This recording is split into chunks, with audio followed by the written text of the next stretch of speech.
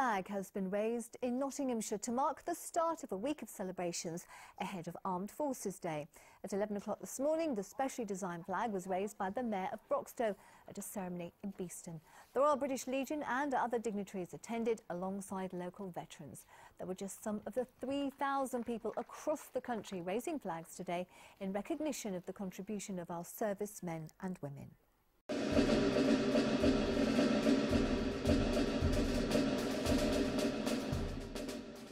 First tonight, Nottingham City Council's decision to axe Armed Forces Day has been branded a disgrace by campaigners. The day was introduced nationally in 2009 and the City Council's funded and hosted events each year until now. Hugh Caswell reports. A flag raised in Beeston today marks the start of a week of events in recognition of servicemen and women, past and present.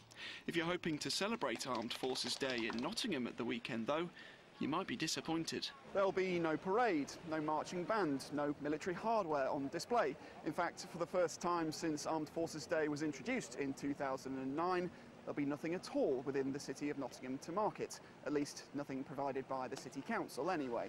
It was reported in April that tightened council budgets mean there are only so many events the authority can stage over a year. Instead, they'll rotate with other towns and cities in the region, with both Derby and Newark staging them this year. A council spokesman said they were still happy to provide venues for groups to hold their own events, but no one came forward. Andy Shaw owns a security company, of which more than half the employees are ex-servicemen. He thinks it's despicable, it's disgusting, and it shouldn't have even been discussed.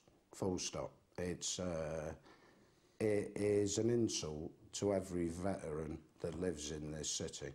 The council, who they pay council taxes to, have basically said, we don't care.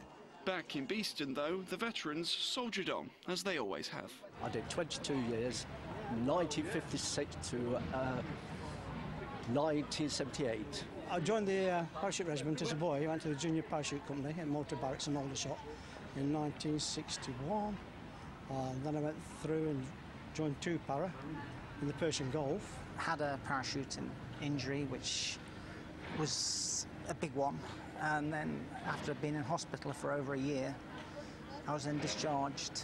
Watching on, local MP Anna Soubry, herself a former Defence Minister. I think it's absolutely critical. Look, at the moment, something's happening in our society and it's not very attractive. There's too much division, there's a lot of hatred actually, and we've seen another example of that today with events down in London through what seems to be nothing more than hatred.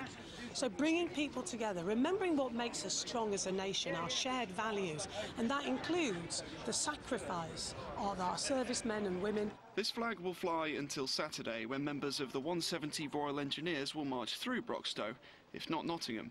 Hugh Caswell, Notts Tonight.